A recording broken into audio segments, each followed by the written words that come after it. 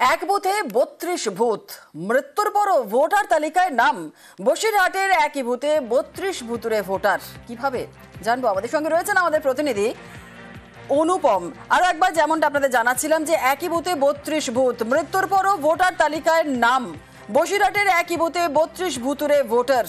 আমাদের সঙ্গে রয়েছেন আমাদের প্রতিনিধি অনুপম, আরো বিস্তারিত বলবে। অনুপম, মৃত্যুর পরও 32 জন ভুতুরে ভোটারের নাম রয়েছে, কি করে ভোটার লিস্টে রয়েছে?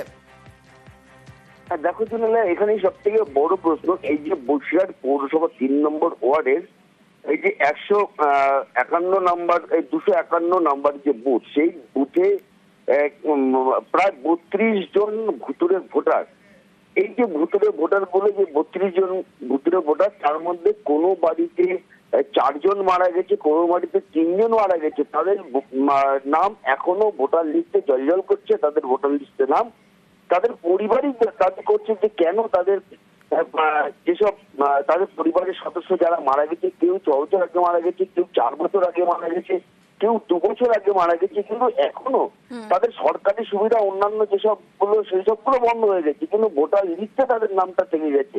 তাদের ভোটার লিস্টে নামটা কেন থাকলো, কি কারণে, কোন উদ্দেশ্যে তাদের ভোটার লিস্টে নাম রাখা হলো, এই ভোটার লিস্টে নাম রাখার জন্য কাদের সুবিধা হচ্ছে, এইসব বিভিন্ন রকম প্রশ্ন কিন্তু তুলছে। একদিকে যেমন গ্রামের মানুষ, অন্যদিকে যাদের পরিবারের মৃত ব্যক্তিদের। কিন্তু কমিশনে কি জানানো হয়নি?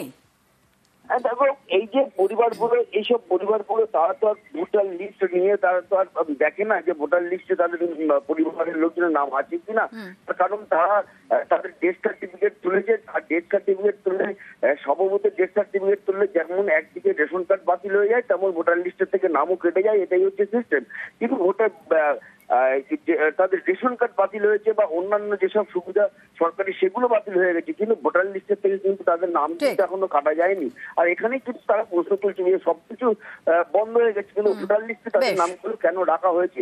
যদিও এই বিষয়ে তাকে বসিরহাট পৌরসভার যে ভাইস চেয়ারম্যান তাকে প্রশ্ন করলে তিনি যেটা জানিয়েছে যে বসিরহাটের 23টা ওয়ার্ডেই কিন্তু একেবারে বোঝাই গেছে। বেশ, ধন্যবাদ।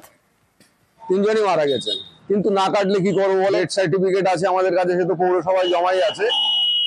পৌরসভায় জমা থাকে যখন, তো পৌরসভার এগুলো তো এদেরই কাজ না, এগুলো ক্যান্সেল করা, বাদ দেওয়া। তো এরা যদি বাদ না দেয় তো আমরা কি করতে পারি? আমরা চাচ্ছি যে ভোটার লিস্ট থেকে নামটা বাদ যাক মা বাবার।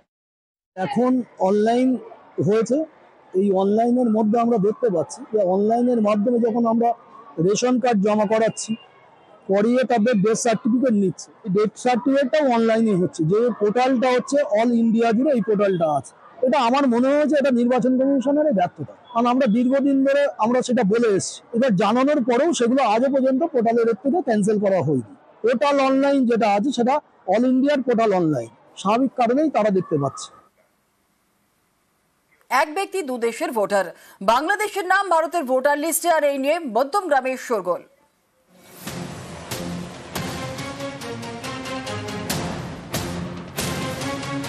রমেন্দ্রনাথ কীর্তনিয়া জন্ম বাংলাদেশে, কিন্তু সে দেশের সঙ্গে সঙ্গে ভারতের ভোটার তালিকাতেও নাম রয়েছে।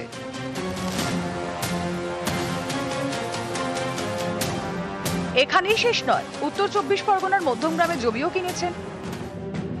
বাংলাদেশের খুলনার বাসিন্দা রমেন্দ্রনাথ কীর্তনিয়া, সেখানে তার ভোটার কার্ড রয়েছে, আর পাসপোর্ট নোয়াখালীর।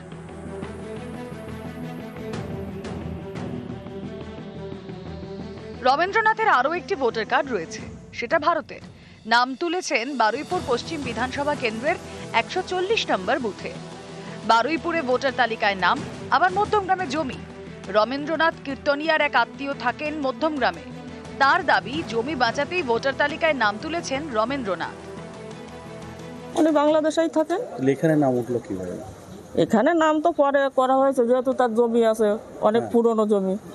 এখানে নেতাজি পল্লী এসে যখন সবাই জমি কিনছে তখন উনারও জমি কিনা, উনি এখন বাংলাদেশে আছেন। এখানে নাম উঠলো কিভাবে সে কথা আমি বলতে পারবো না, উনি ওখানেই থাকেন, উনি ডাক্তার দেখাতে আসে। বারুইপুরের একটা অ্যাড্রেসে আমি দেখেছি যে উনি ইন্ডিয়ান নাগরিকত্ব নিয়েছে। বারুইপুর পশ্চিম 2024 সালে এসপির কাছে একটা কমপ্লেন করি, আর দত্তপুকুর থানায় একটা কমপ্লেন করি। কমপ্লেন এটাও আমার কাছে আছে। বাংলাদেশ খুলনা রিসেন্ট 2024 সালে উনি আই কার্ডটা করেছে ইন্ডিয়ান। এবার এই আই কার্ডটা সম্ভবত আমি শুনেছি ওনার ভাই ঋষিকেশ কীর্তনিয়া আই কার্ডটা করে দিয়েছে বা এর সাথে যুক্ত থাকলেও থাকতে পারে। এত সহজেই বাংলাদেশের নাগরিক এত সহজে আই কার্ডগুলো কি করে পায়? বীরভূমে আবার আরেক সমস্যায়, দিল্লিতে বাংলায় কথা বলায় বাংলাদেশি বলে সন্দেহ। 6 জনকে জোর করে বাংলাদেশে পাঠিয়ে দেওয়ার অভিযোগ। পরিবারের দাবি, তাদের গ্রেফতার করেছে বাংলাদেশ পুলিশ। এরপরেই বেড়েছে উদ্বেগ। পাইকরের বাসিন্দা দানিশ শেখ কাজ করেন দিল্লিতে। সেখানে তার সঙ্গে থাকেন স্ত্রী এবং সন্তান। স্ত্রী 8 মাসের অন্তঃসত্ত্বা। অভিযোগ, বাংলাদেশি সন্দেহে গত 17 জুন তাদের গ্রেফতার করে দিল্লি পুলিশ। জোর করে পাঠিয়ে দেওয়া হয় বাংলাদেশে। একইভাবে মুরারই থানার সুইটি বিবি এবং তার 2 ছেলেকেও গ্রেফতার করা হয়, পাঠিয়ে দেওয়া হয় বাংলাদেশে। দিদি দিল্লি কাজে গেছিল, কাজে গিয়ে পুলিশে আটক করে ধরেছে। কাজে যে বাংলাদেশ পাচার করছে বাংলা কথা বলার জন্য। বাংলাদেশে নিউজ দেখলাম, নিউজে বলছে কি এরা ভারতে, ওই জন্য ওদেরকে আটক করেছে বাংলাদেশে। সুইটি তো ভারতেরই। হ্যাঁ, ভারতের। নিউজ 18 বাংলা।